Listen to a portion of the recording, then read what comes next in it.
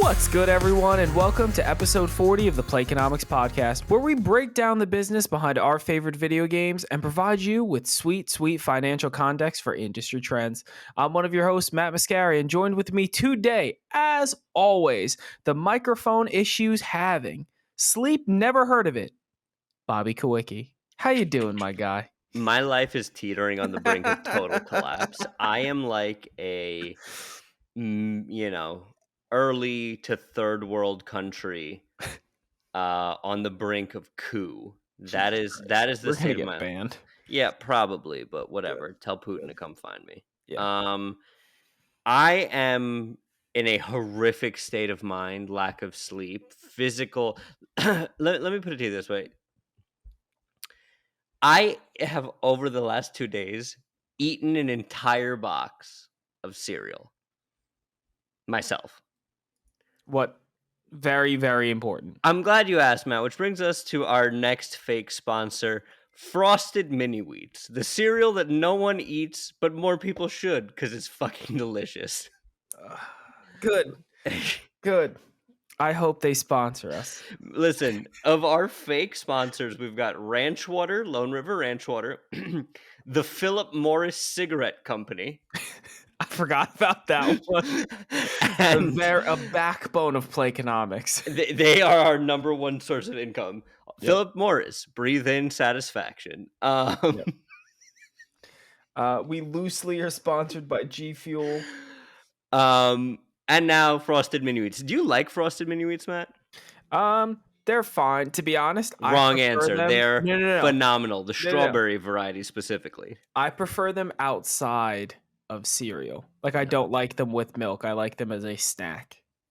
No, here's the joy of Frosted Mini Wheats. You can't immediately start eating them once you've poured the milk on. Soak. You gotta let them soak, but there's like a perfect soak ratio to where the outside still has a little crunch, but the inside has been permeated by the lactose, so that when you bite into it, it's crunchy, and then immediately you just get this little splash of milk.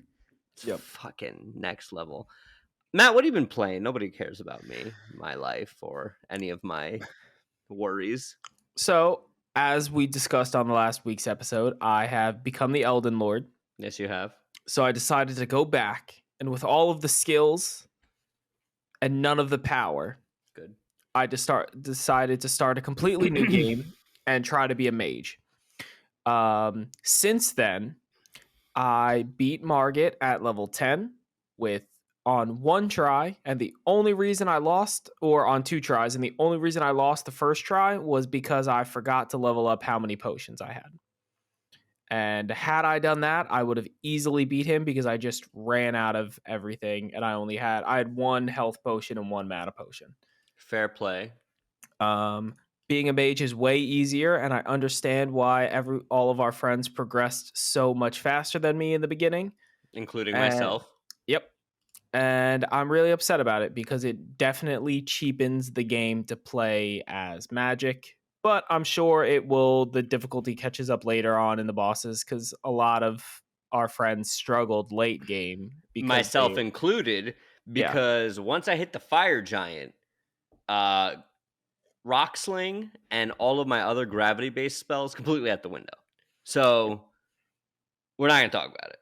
Yep. I am also the Elden Lord. Nice. I switched to a bleed samurai build. Fire Giant was giving me hell. Godskin Twins were giving me hell. Do you know I beat the Godskin duo in 3 attempts? I'm so happy for you. I wish I could summon my old brother for help all the time.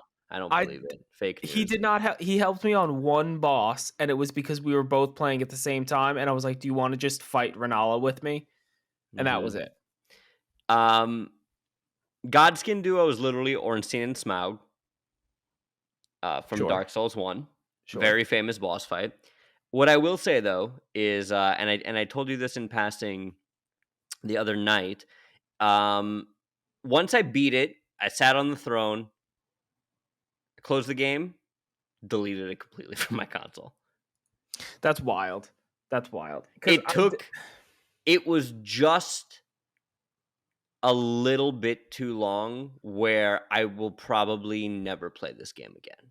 It How is in a many? rare pantheon of games for me Okay. that were so good and so long that I will never play them again. Other games in this category, Red Dead Redemption 2. I will never play that story ever again That's because it was a fair. 156,000 hour story. Yep. Legend of Zelda Breath of the Wild. I will never play again, start to finish. I just won't do it. Elden Ring. Great. I think it's a little. I think the longer you're with it, the more that you start to see the seams and how much of it not is reused, but how much of it is just the best parts of other Soulsborne games. For example, I don't know why it took me so long to catch on to this, but like all of the dungeons and catacombs are literally just the Chalice dungeons from Bloodborne. Like the same concept. I'm pretty sure even the same text when you pull the lever to open the boss door. Like it's the same thing.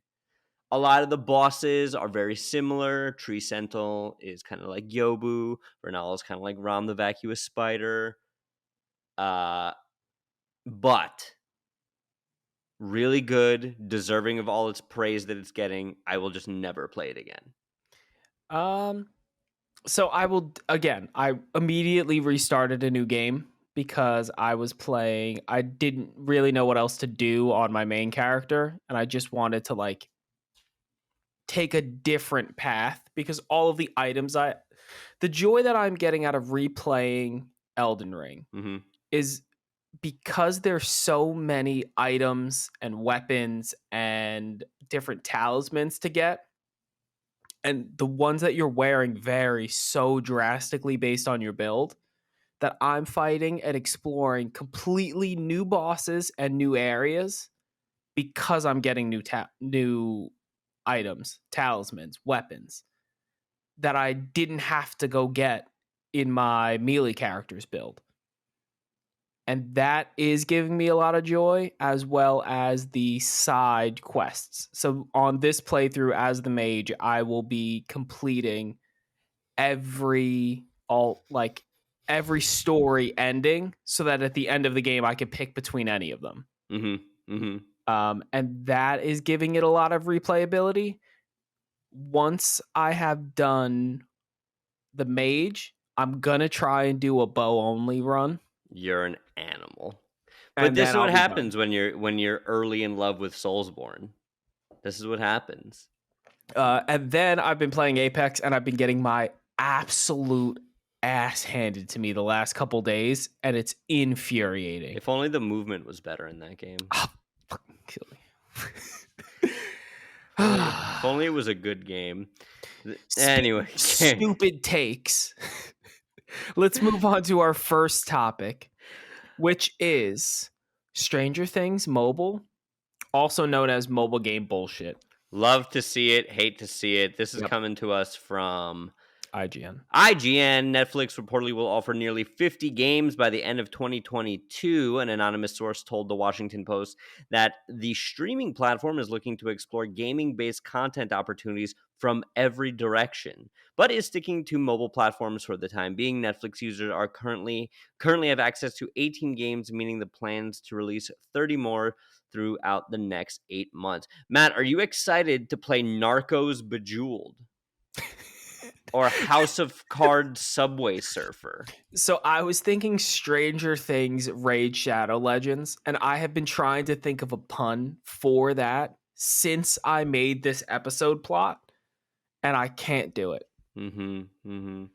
But I'm not excited. And I didn't even see the part where it said they already have 18 games. I don't know where those 18 games are. Yeah, I have no idea how to view those, and we're gonna look into them to do our due diligence as Well, I know they had a Playconomics. Stranger Things like 8-bit and 16-bit side scroller, but I would obviously maybe that's what Netflix means, where their games aren't on Netflix, but they're Netflix properties being turned into games. Yeah, like, am I just missing a whole piece of? Orange is the new black Flappy Bird? Yeah, you are. Because like I would be cool with Actually, no, I wouldn't. No, Stranger you Things wouldn't, would man. be a dumb game. Cool, Netflix. Maybe if you stop hemorrhaging your Money. subscriber base. Can we discuss that they're gonna put and this might just be a rumor, but it's heavily rumored that they're gonna start charging you based on people that use your account outside of the household you establish. Yeah, but that's not controversial. Hulu does the same thing. No, it doesn't. Yes, it does. I have never been charged a day in my life, and I It's only over a use it certain. outside of my house. It just okay, but if somebody else tries to use it who's not under one of your normal IP addresses, you'll get a ping for it. Excuse me. I know this because my father has Hulu TV, and I can't watch it if I'm not there. But I could if he paid for a higher tier. So I have the highest tier though. Well, good for you, Matt. Some of us can't No, but be like, is it just blessed with the top tier Hulu no? privilege. No, but my thing is, it's not. Netflix is not going to be a tier based system with people can use it outside of your household. It's just if you're not on your household IP address, you cannot use it, and they're just going to charge you for it. Is Eh, what it sounds like. I don't know. I don't like it.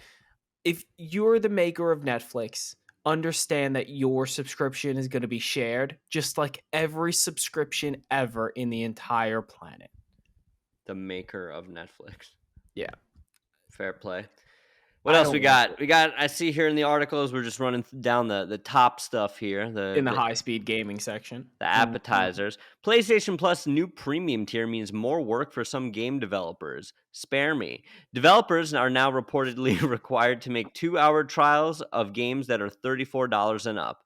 Sony will require some PlayStation developers to create trial versions of their games as part of changes coming to its PlayStation Plus subscription service, according to a new report from Game Developer. Those trial versions will reportedly be required to last at least 2 hours long if the game being sold costs $34 or more. The new news comes after Sony announced it would be revamping PlayStation Plus services and adding its new subscription tiers in June. Why is this controversial? It's not. I think it is. I don't like it at all. Why? Why? Steam has been doing this. I know, but it is a direct. It's one thing for Steam to do it, and I get that. Do you? It's another thing for a competitor of Game Pass to do that. Directly console related. If Steam had a console and was competing in the console wars, then I would say this is a normal practice. It's fine. It just seems like every aspect of the PlayStation subscription service is just a little worse. But how does it make this is a value boon? What if I don't want to spend $34? It's good. It's good for the consumer. It's bad for the developer. I don't like that. I don't like that it's forced. I think it should just be an option. No, I think all games should have demos. I'm firmly in this camp. I get that. I think it depends on what the demo is. So if the demo is you just get 2 hours of free play into the game, I'm cool with that. That's fine. Why? Yeah, that would be the greatest sales pitch for your game ever. Do you know what you get if you start doing things like that? Have you ever seen? I think it was Skyward Sword Like came the with speed runs to return them. No, not even that. It's just you get like a 5-minute, or I forget which Zelda game it was, but I think it was a 5-minute demo of Ocarina of Time, and they were able to beat the game in that 5-minute window, and it was just hilarious. I don't find this controversial. I think that this is something that I would love to see more of. I would take this over day one drops any day, because I know for the most part, I'm already going to buy the 3 to 4 large first party games that Sony drops every year. They've already got that money for me, right? There is no way that this is better than just having the whole game for free with the subscription. It's not. I don't know. How? Let us know, because Matt, like, I don't know. I'm in a very antagonistic mood today. You get me? I get it, but you can't. It's like, would you rather have the thing completely for free? But it's not completely for free. But It's not, because you're paying for the subscription. But so are you. Correct. You were also paying for the subscription, Which but then is only getting a why, 2-hour demo. however, hold on, calm down. I would rather have the option to play a game, know if I like it or not, and then have the choice as a consumer myself to buy or not, than be inundated with bullshit that I'm never going to play anyway, because I'm still going to only play the top 10% of games, right? But they're on there. The top 10. Like, if you're telling me right now, if let's say Bloodborne 2 comes out and it's either you get a 2-hour demo on PlayStation or you get the game completely for free with your subscription already, which one do you want? Neither. I'm going to buy it outright. What? I would rather pay per game $60, $70, whatever it is, than pay every month for the bottom 90% of shit I'm maybe going to look at, play for 10 minutes, and then move on. But are you going to have the subscription anyway? Maybe not the highest tier. I mean, I probably will because we do this, but That's fair. That's unless fair. the value prop, unless there's so many good, and again, we discussed this, I'm not going to sit on my couch and play a PS1 game. I love the PS1. But Resident Evil 2, the original Resident Evil 2, the PS1 version is not the best way to play that game. Resident Evil Remake is, right? Dino Crisis, all this kind of shit where it's like, oh, neat, cool. Remember Dino Crisis? Man, that's a fun 20 minutes. And then I'm never going to touch any of those games again because they're antiquated, not enjoyable to play. Yeah, but those are not the games I'm talking about. So, for example, the Wolverine comes out. Mm-hmm. You could have it for free on PlayStation Plus if you have the subscription, or you could have a 2-hour demo and then you need to buy it for $60, even though you have the subscription. Which one of those options do you want? I would still want to pay full price because I think that yields a better product long term. I think subscription models, as Game Pass is doing them, and this is not a fanboy thing, I think monetarily it is a race to the bottom, whereas if given the choice as a consumer where to spend my money, the developer has nothing to lose by giving me a 2-hour preview, and they have everything to gain, right? Because let's say, what were we talking about? Supergiant. We were talking about Supergiant earlier off air. We were. Right? So let's say I saw the previews for Hades, right? I thought, oh, this might be for me. I paid $70 for Hades, and I hated it, right? Now, when their next game comes around, I'm not even going to give them a thought because, Hades fucking sucked. But, hey, 2 hours, commitment free, you like it? Great. You don't? Let's part as friends. If I hate it, cool. When Hades 2 comes out, maybe that's when they'll get me. Yep, or you can have the subscription, download the game for free, play it, and say this isn't for me, and then undownload it. Correct, but the subscription doesn't promote a healthy market, I would say, because it is, I would say, predatory to most developers. And the subscription model, Netflix, any of that stuff.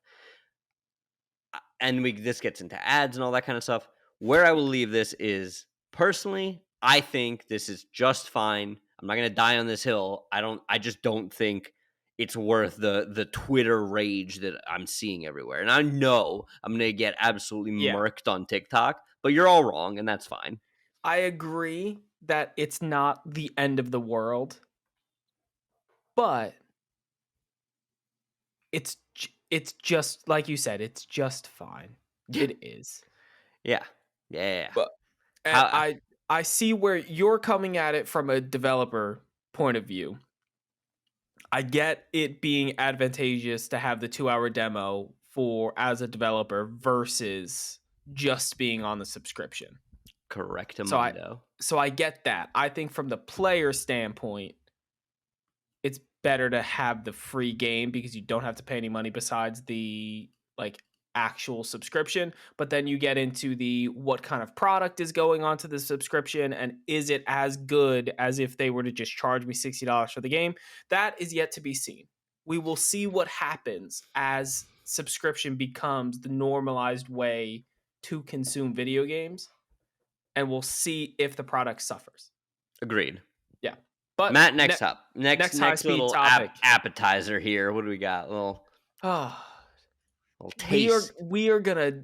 This is just one of two topics in high-speed gaming that are gonna be focused around Activision Blizzard King, and a lot of this episode is gonna be focused around Activision Blizzard King. You're not allowed to write that one anymore. Why? No.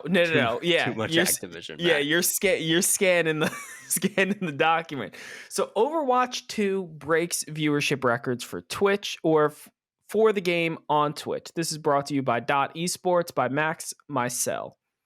And he goes on to write that Overwatch 2 beta began this afternoon, and it didn't take long for testing of Blizzard's new team-based first-person shooter to break the previous iteration of the game's record for viewership on Twitch. Within 2 hours of opening up, they had roughly 500,000 viewers, and it peaked on either the first or second day at 1.5 million concurrent viewers. All this tells me is how much love there is. Hunger, not love. For Overwatch content. And it's just such a travesty of what happened to this game. It was the number one game on Twitch for a good, I think, 3-4 day span. And I don't know if the beta is still going on or not and how well it's doing right now. But at least the interest, the sheer level of interest and dedication of this fan base to be watching that much and consuming that much Overwatch 2 content in a beta shows you that you were sitting on a gem of an IP. And over the last, since 2019, they announced Overwatch 2. You've done nothing. You've added no new content. Absolutely nothing, and people still love your damn game. I would say undeservedly at this point. Here's the thing. I watched the beta footage. It's just more Overwatch. But that doesn't, the thing is, it's fine that it's just more Overwatch because Overwatch is good. Agreed. They just neglected it. But I don't care. Not that I'm in a real curmudgeonly ass mood. I don't care anymore about Overwatch. We were talking about it the other day. If given a 5-minute gameplay snippet of both of them, at right now, knowing everything I know, there's no shot I would know the difference. No, not even between Overwatch and Overwatch 2. Also, half the gameplay in Overwatch 2 was Overwatch 1 maps. Yeah. So what I'm trying to say is right now, something like Valorant is a much more appealing product to me as a player. Much. The only reason is because from what I've seen of Valorant, and the one time I played it 2 or 3 times, and I really couldn't get into it because it seems very Counter-Strike Go-ish. It is, but it has an Overwatch aspect to it. Just it's a hero shooter. Correct. So to me, that's that's new. That's shiny. That's a fun ditty of a take for this, right? Whereas Overwatch is just a patch. Yes, that is a cool, neat. I hope it does well, but whatever the new Canadian character lady's name is, okay. Yeah, I just, again, I think both of us we discussed this on our last episode of the episode before it. They have 2 paths that they're going to go down. They're going to continue this Overwatch 2 path, or they're just going to rebrand it as Overwatch Season 2, where it's the same game. I think the window's closed on Overwatch. I don't know why at Blizz, it's not unprecedented at Blizzard where they spin their pillar IPs into other stuff, right? Like you saw World of Warcraft spin into Hearthstone. You saw um, Diablo spin off into Diablo Immortal and stuff like that. So it's like Overwatch was your most accessible, most kid-friendly, wide appealing character roster with fun stories. And we got a League of Legends show on Netflix instead. Yep. Come on. And to be honest, they didn't even need, with the characters they have and like how much personality they were able to give them in like trailers and like short little mini clips, they could be doing what Apex Legends is doing with the little like comic strips that you get for getting the treasure packs in each map. You unlock a comic strip and it just develops the character's progression in comic book fashion. And it has that like art style and appeal. And they tell really short stories throughout the season. Yeah. And that's all they needed. That could have been what they did instead of story mode, and nobody would have cared. It would have been great. And it's just doubling down on the PvP aspect of it. And it's just so sad that of all the IP that Activision Blizzard King had, this was the one that got neglected. And it does beg the question of why. Why did it get neglected? Yeah. Do you think there's a monetary reason why Overwatch didn't get the support that it was supposed to? Or do you think something just awful happened with the development of Overwatch 2? No, I think it's just an extreme amount of financial laziness.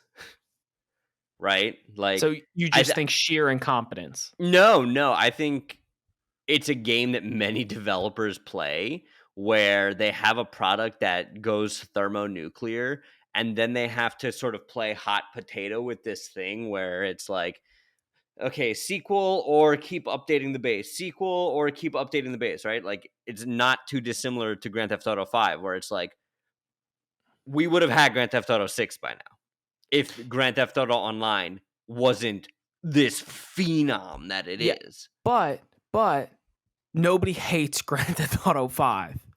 Correct. Well, there's a little esportiness to Overwatch where you get that kind of like, no, you're just spamming your ult. Like, you've heard that. I've heard that. But I don't know. It's just, it seems like something had to happen after Overwatch 2 got announced, that they were like, they're doing the hot potato thing, and then they decided to take the hot potato and just like grab it. Here's what I will say, though. I know I'm going to get the, Bommy, it's a beta. What do you expect? I watched Doc stream the other day, and for 45 minutes, this poor man was trying to log into the beta and just couldn't, like, and he was like started doing all this like turn off your computer twice, spin around, like all this like dumb shit where it's like clearly not gonna work. Finally he got in. Genji main all the way. Hanzo's a bitch. Ashe is best girl. That's it. Yep. That's fair. And to continue on the Activision Blizzard King train, we have that a new Warcraft mobile game is coming May 3rd. And before you put your negativity that you were just spewing today on this, Blizzard, Activision, and King, and now also Microsoft, you have the opportunity to make pet battling an app. And Bobby, I know you don't know what pet battling is. You can collect companions in World of Warcraft and Pokemon battle them in the world against other people. And they're the little tiny critters that you see on the, like, just on the floor. Like, you could go catch a snake, and now it's your critter, and you can level it up, give it new moves, and fight other players' critters. And you get rare ones from doing dungeons and raids and stuff. If you don't make pet battling on an app, I don't really understand what like how you're a game developer. I thought you were gonna make a hollow throw and be like, "I'm not gonna play World of Warcraft," and I was like, "Stop, Matt! Come on. We know they got you. We No. know they got you." I just don't understand what kind of game developer doesn't want to have Pokemon for their universe. And maybe it's some legal issue where you can't have Pokemon for your universe, but you have it in World of Warcraft. Just put it in a mobile app. All I'm saying is, and again, this might just be ignorance. World of Warcraft, there are natively built games on iPhone that are more graphically and technically intensive than World of Warcraft. World Agreed. of Warcraft could run on an iPhone. Easily. Probably pretty easily. I know, but you can't play World of Warcraft on an iPhone. There's too much going on. And I'm sure someone is going to, in the comments, link me a video of someone playing World of Warcraft using their iPhone. Too much going on, he says. What's going on? Tell me, man, what's going on? The orcs got to get to the DMV? No, there's just too many buttons. Like, there's too many things to map to what a phone is capable of. Just Sounds like bad game design to me. It's not. It's computer game design. It is a common issue with computer games. I call nonsense because Diablo Immortal. I'm not saying it's impossible. Why don't you like Diablo, Matt? This is the one thing I find fascinating. I think Diablo's dope as hell. You want to know? Yeah. Because it was pitched to me as console World of Warcraft, and I played it for 15 minutes and was like, what on earth is this blasphemous comparison? Who told you it was console World of Warcraft? Was it the accountant? No. I forget who told me, but somebody told me. Was it Les? Was it Miles? Oh, no. It was from the 3.5 week span that I was a manager at a GameStop when I was 21. And we wonder why GameStop is doing so well. And the other guy there was like, it's just console World of Warcraft. Why don't you play it? And I played it and I hate it. And it was, I don't, because it's not that. I'm sure. No, it's not even a little bit console World of Warcraft. It's top-down Destiny is what I would say. It is a much better amalgam of games. I wouldn't even say that. It's Warcraft 3 if you were just one character. It's almost like an RTS. What I'll say is, I love Diablo. I love Diablo 3. I played it on Switch. My biggest gripe with Diablo 3 on Switch was that you have to be connected to the internet to play it. Yeah.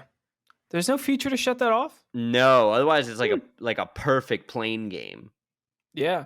That's interesting. Yeah, but I mean, I'm probably going to get Diablo 4 because out of all of the video games Sarah could possibly like, she likes Diablo. And she's played all 3 of them. We currently have Diablo 2, the remastered edition, on my computer that she plays every once in a while. But I'll be getting Diablo 4 and I'll look at it. But what's wrong with Diablo Immortal, Matt? Don't you have a smartphone? Next topic. Burn all you Blizzard nerds. Something. That was the best thing ever said on stage ever. No. It was when I think it was Mike Morheim was discussing making classic World of Warcraft, which they eventually did. Mm-hmm. And he is explaining to everyone that you don't, and the quote just reads, you think that's what you want, but it's isn't. Not. It's fine. And then he gave it to them anyway, because it was what they wanted. And there's a huge marketplace for classic World of Warcraft. But more importantly, we're going to talk some financials with Twitch real quick. Because in this article brought to you by The Verge, titled, Streamers Say Report... What's up? No, I was going to say that this is a massive piece of news. Yes. Streamers say reported cuts to the Twitch payouts won't go down well. Twitch reportedly wants to boost profits from their top streamers. And from what I get, also this article is brought to us by James Vincent at The Verge. It's a great article. I encourage you to read it. I'm going to summarize it really quick with, this is bad. This was, not only is it poor business to be taking money away directly from the people making you the most money, it's also really bad public optics when you have competitors on the come up. Really, just as a quick thing here, I'm a Yep. big fan of how The Verge, their poster boy for the person complaining about revenue splits is this dude who's a wild socialist and complains that there isn't enough money being distributed to people and owns a multi-million dollar house. So, wow, that's an interesting person to put on your front page, The Verge. Interesting. Yes. However, Idiocy. Oh my god. it just doesn't seem, and I'm curious, obviously it's higher revenue for Twitch itself. And obviously that is good for Twitch. But when you have things like YouTube, even Facebook gaming that come from mega companies that have the capability that if they see blood in the water with your product, to double, quadruple, quintuple down and take your talent. Well, listen, here's what I'll say about this. This is Twitch's move here is highly indicative of a company making short-term moves. What that says to me is that they are hemorrhaging money and have been doing so for a very long time. You as a company don't make a move like this as a long-term move, right? Because you know this, like you said, is going to hurt your users, is going to hurt your creators. It's not an optically good move. So if you're doing this, you're doing this because the ship is sinking and you need to bail water at breakneck speed. I get that. And it just seems like such a move that they could have done 5 or 10 years ago when Twitch was the thing, when it was just Twitch. Nobody was streaming anywhere else. And if they were, they weren't doing well.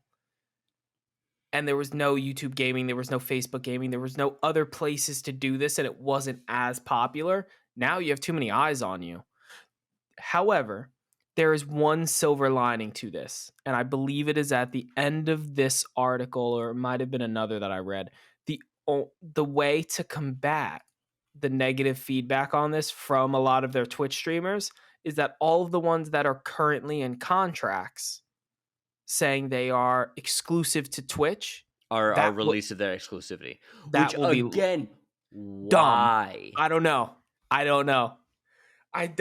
Listen, this is a scary move from an outside viewer. If I was Amazon, I would shut Twitch down, or I would look to scrap it for parts. It is a shell of its former self. It's playing catch up. YouTube gaming is eating its lunch left, right, and center in features. While Twitch is in mindshare still the game live streaming thing when you think of, Yeah. the lack of content types to keep people on the wheel is glaring, right? Lack of discoverability, lack of searchable content on your own page, lack of short form. Like, if any company should be at the forefront of super short form stuff like Reels and TikToks, it should be Twitch. Yep. Because Twitch is made for those 15-second gameplay cuts. Yeah. Right? Easily. Do you know what I just think is crazy that the biggest thing Twitch doesn't have is it doesn't have, and it, correct me if I'm wrong, if you could find this on Twitch and it's just me not, because I consume most of my live stream gaming content from YouTube gaming now. Yeah, it's where Doc is. It doesn't seem like there's anything to keep you there once your favorite Twitch streamer stops streaming. Correct. On YouTube, let's say Doc stops streaming, I could Google funny cat videos on YouTube. Correct. Or I'll be served Let's Plays of the game that Doc was just playing, or tips for the game that Doc, like, I would not be surprised if in 2 years Twitch it no longer exists. And with a move like this. I just think it's crazy that, like, you're creating all this content on Twitch and then you need to chop it up and put it on YouTube. It just seems counterproductive because why not just stream on YouTube and then chop it up and then put it on YouTube? Or don't even chop it up, just post it. Keep it on YouTube. Yeah. You're 100% right. Wild. I stand firm and resolute in my thesis that I would not be surprised if in 2 years Twitch is gone. It's either gone or unrecognizable. And I mean that in a potentially good way as well, where it could either be gone or it's a absolute shell of itself where it's no longer recognizable as the top tier premier place to stream because it doesn't have that like mind value anymore, or they took the feedback, they revamped it, and it is just as good as it's ever been with all of the features of its competitors. Is it a long shot? Is it a pipe dream? Maybe. But those are the only two outcomes for the next 5 years of Twitch. Gone, unrecognizable. It can't maintain like this. I completely agree, my good sir. Matt, next topic. This next topic is a just consolidation of a very, very, very good week that Microsoft had. In all aspects. It has, just to summarize what we're going to go through over the next 20 or so minutes, is going to be the acquisition of ABK continues. It went through shareholder support, which I voted in, obviously approved, or tried to get it approved. It is still going through. We have the earnings report for Xbox, which was absolutely awesome. The sales margin decreased between the console war, and then eventually we will save it for last, but Xbox and Bethesda's big announcement for later in June. So we are going to start with an article brought to you by Video Game Chronicles. Activision Blizzard stockholders overwhelmingly vote in favor of the Microsoft acquisition by Chris Scullion. Get him on the pod. Would love to see him. Basically, just in the tagline of the article, more than 98% of shareholders voted to approve the transaction. Obviously. Why would you not? Imagine a world, and I read somewhere that the 2% was actually a single entity. And I forget where it was, but there was like a reasoning behind the 2%. Yeah, it was probably a VC or a private equity. But it is great for all of the IP that Activision ABK has been ignoring for the better part of half a decade. It's good for the employees of ABK because they are finally out of the Activision Blizzard culture, which hopefully Microsoft gives them a nice little shock to the system and things get better for them. And see, it's really good for us because I think there's going to be a lot of quality of life things that go into Activision Blizzard King games. And I think it's going to make it better specifically for PC users. Because I really think a lot of their games are expensive and expensive to maintain in World of Warcraft with expansions, subscription costs, microtransactions, StarCraft expansions, high cost, high barrier to entry to play computer games like that. They're going to get absorbed into Game Pass and they're going to live on there and the subscription fee is going to get cut. Can I posit something? Yeah. Everybody's all up in arms like, oh, Microsoft's going to fix the culture. Microsoft cares about culture.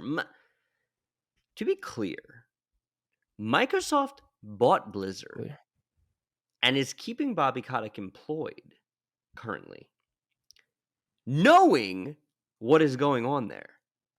So when Phil Spencer tweeted out, we're currently evaluating our relationship with Blizzard, that just meant we're currently evaluating that you guys don't know how to handle your business. We're going to buy you. I think that all of this altruism of the culture, I think is a little premature celebration because Microsoft still bought them. But Knowing what went down, Microsoft still bought them yeah, and was but doing business with them. yeah, but there's no way to. Everybody was doing business with them. And what, like, do you just let the IP sink to stick it to Bobby Kotick, or do you purchase it and when No. Hold on. I think if you stand by your Twitter morals, that's exactly what you would do. But if you're No, talking, Mm, nobody listen, does that. if all of these companies are so bad and all of this stuff is so bad and this, that, and the other, and I'm not saying that what went down wasn't bad. What I'm saying is be consistent in your opinions. That no. I don't think it's consistency in your opinions. There is a difference between. There is no better way to handle a person like Bobby Kotick than to buy his company and run it better. Fair, but I think better means more profitably and not better where the employees are the employee culture, let's say, is top tier No, of problems that need to be addressed. See, but I don't think it needs to be top tier. Like I'm not saying that Microsoft is the number one company in the world to work for, and I'm not saying that all of the people coming from ABK to now being under the umbrella of Microsoft are going to be working at the top tier, best culture, best company, and they're going to have like beanbag chairs for offices now. Their whole I'm office saying it, inside of yeah. beanbag chair. I'm saying it's way better than what they're coming from. Do you think Microsoft has a scandal like this?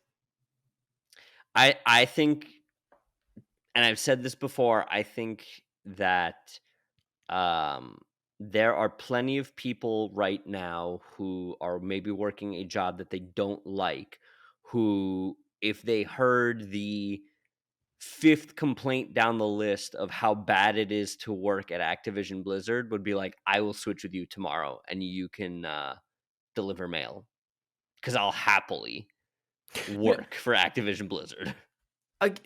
I think it depends. I think if you talk to, I think we would need to replace apples and apples if we were going to compare things. Like you would need to, like, for example, the main issue with with ABK right now is all of the like discrimination and sexual harassment charges. I don't think that somebody that was getting like having discriminatory practices against them at work or was being sexually harassed at work would trade for another company where they would be sexually harassed or discriminated against. Correct. I'm saying if you're lazy and don't want to deliver mail, you'd rather be a game developer. Fine. What I'm saying is apples to apples, fair play. There are plenty of up and coming people who gaming is their passion, who want to make these properties better, who have a deep love for something like Diablo, StarCraft, whatever, that would say, okay, problems 1 through 5 are serious, real accusations and should be addressed and should be fixed. Problems 6 through 12 are extremely menial and not what you're making them out to be. Case in point of this, the unionization thing. Again, I agree. Problems 6 through 12. But Microsoft doesn't have problems 1 through 5. And 6 through 12 are things that people deal with every day at their job. And I get that. But when you have to deal with 6 through 12 and those 1 through 5 that we're talking about, then you don't want to be there. And if you do want to be there and you're like, no, I love World of Warcraft and I want to work on World of Warcraft more than I care about problems 1 through 12, you can't do it for long. It's not sustainable to work in a workplace like that. Matt, next topic. My God, we were getting into the weeds. Yeah, that's why I stopped us, Matt. I would like to put that we are still on the same topic of Microsoft and Activision Blizzard. Next bullet point within the topic. Yeah. All right. Fine. Microsoft rides the cloud, Office, and Windows to sustain growth in Q3 2022, another quarter of double-digit revenue growth. I don't care about how regular Microsoft went. And we're going to gloss over this article because for the most part, Microsoft's earnings are very good, as they should be, as we expect from Activision Blizzard or from Microsoft. And the big thing in this article is that they continue to provide good things for their shareholders. The biggest piece of this article or of this topic and from their quarterly report was how well the Xbox has done in the first quarter of 2022. Fair play. Largely because of the inability to get PlayStation 5. And I will be completely realistic about this, that if there was no shortage with PlayStation 5, PlayStation 5 would be murdering it. The numbers would not be this good. But I will give it to Microsoft and Xbox that they have capitalized on the opportunity to attack a little bit of the gap between PlayStation 5 and Xbox Series X and S. I would argue mostly because of the S, because the Series X is still a little difficult to get. It's nowhere near as hard as a PS5. The S is available everywhere. You could pretty much go on. I bought mine on Amazon. I just logged into Amazon one day, typed Xbox Series 15 S, of them, and I bought one. Matt, can you pause?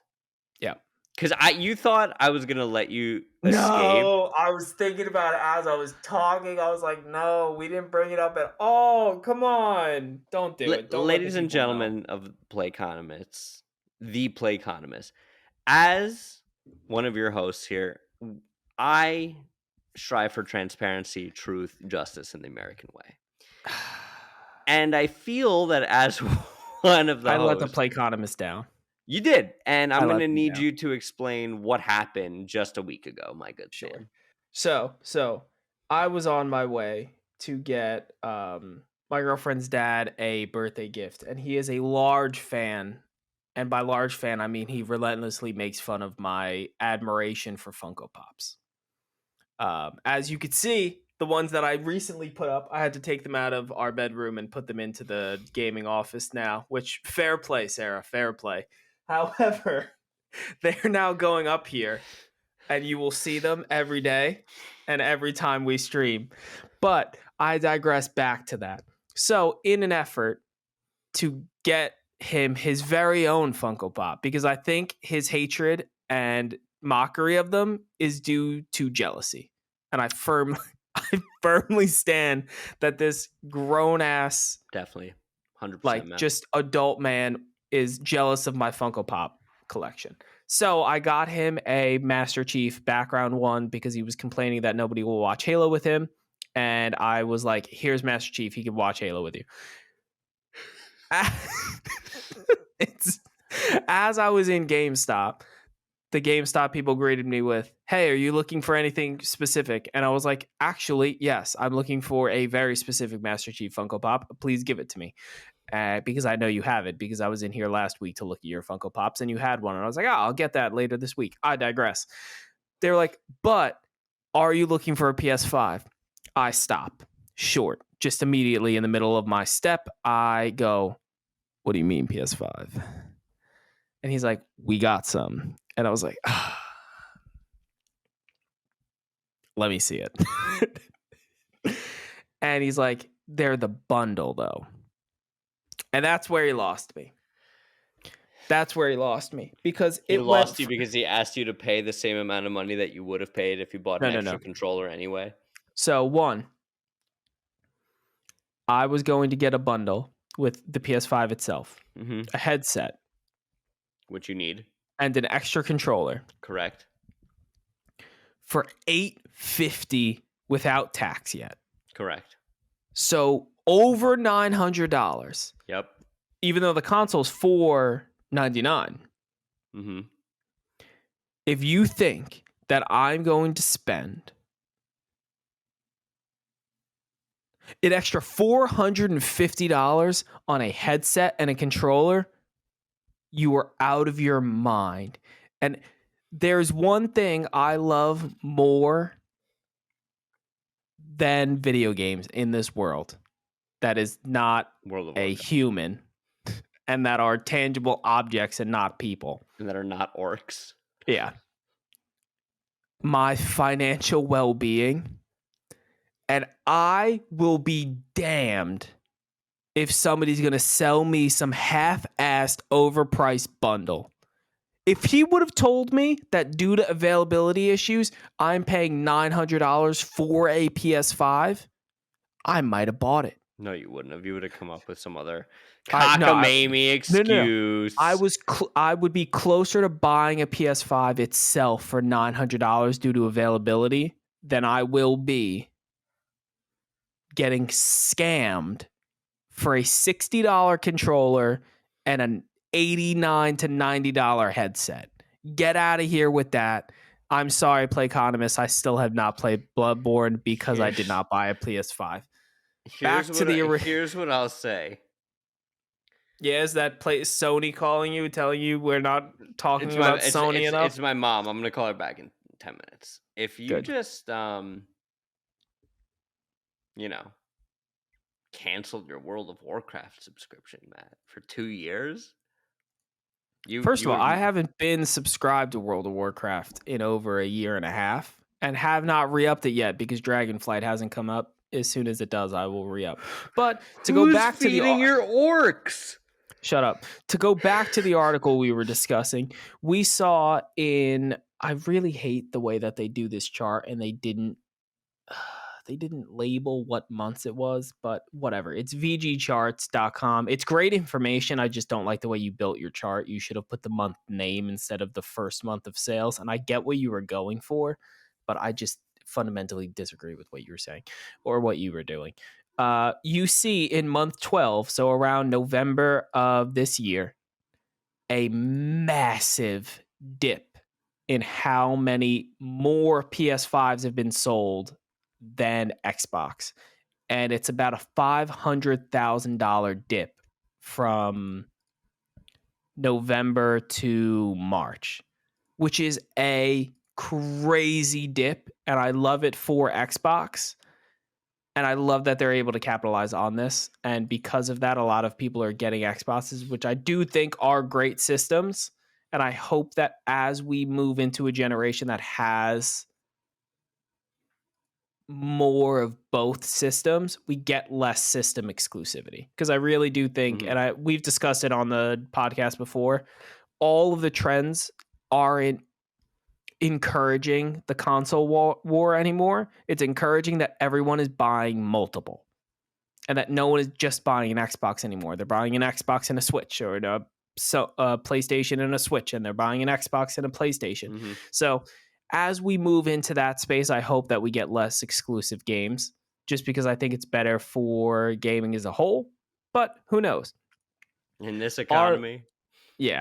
Our last and probably the thing I am most excited about, because of the limited amount of game power that Xbox has been putting out since Halo was released, and big name title discussion around the Xbox, is an article brought to you by Polygon. Xbox and Bethesda games showcased announced for June 12th.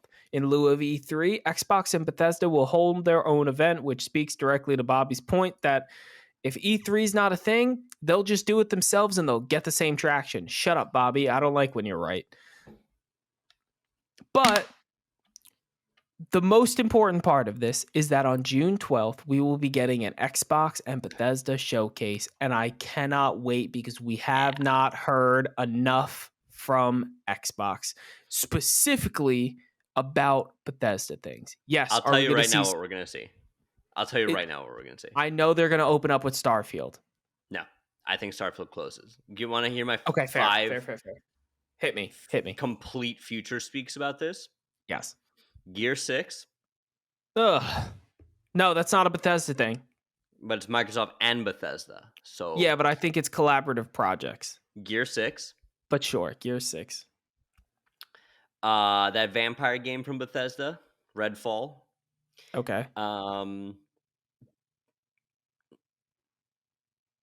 Starfield closes. Something upsetting about Fallout. Something that we don't want. I don't know what that is, but something Fallout You're getting related that DLC for Fallout 76. yeah, it's something Fallout related that will just be fucking objectively terrible. Okay. And I think because they can't control themselves, I think we see another bullshit Elder Scrolls 6 Caesar. Is it And just trees again? yep. So I like what you're saying there, and No, I you agree don't. with what you're saying there. I mean, I like it as in I agree. I think you were correct on most fronts. I hope that the Fallout information is better. I think we're gonna see, because isn't Fallout getting a TV show? Yes. I think we're gonna see something in line with that. Ugh. Just Yeah, re-release, just remake New Vegas. I would love that. I would love to see them be like, "Yep, we updated all 4 of them. Here they are." We didn't do Fallout 76, and honestly, we untrademarked the name. So do what you want with it. I think we're gonna get a Fable announcement. I agree, and pause because I got to take Nicole to the bathroom. Okay, that's fair. So we're back. We're talking about Matt. We're talking about The Xbox Bethesda showcased and how your they're top only 5 gonna things. they're only gonna show 3. They're only gonna show trees. You know it, I know it. Not Oblivion. Elder Scrolls 6 is only trees.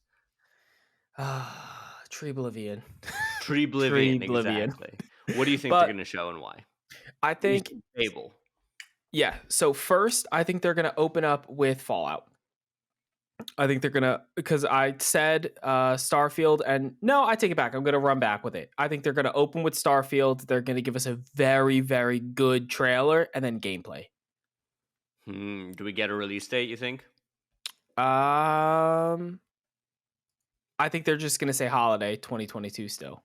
Maybe a release date, but do they maybe a release it? month. Yes. Yeah.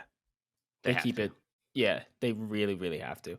From there, we're gonna actually no, it can't be Fable. Fable's not Bethesda. No, it's Playground. Yeah. Fuck. Yeah. Then they're gonna give us bad news about Fallout. It's gonna be like, oh yeah, instead of doing a game, we're just gonna do the show and we're gonna update Fallout 76. But by update it, we mean we're gonna pull an Overwatch.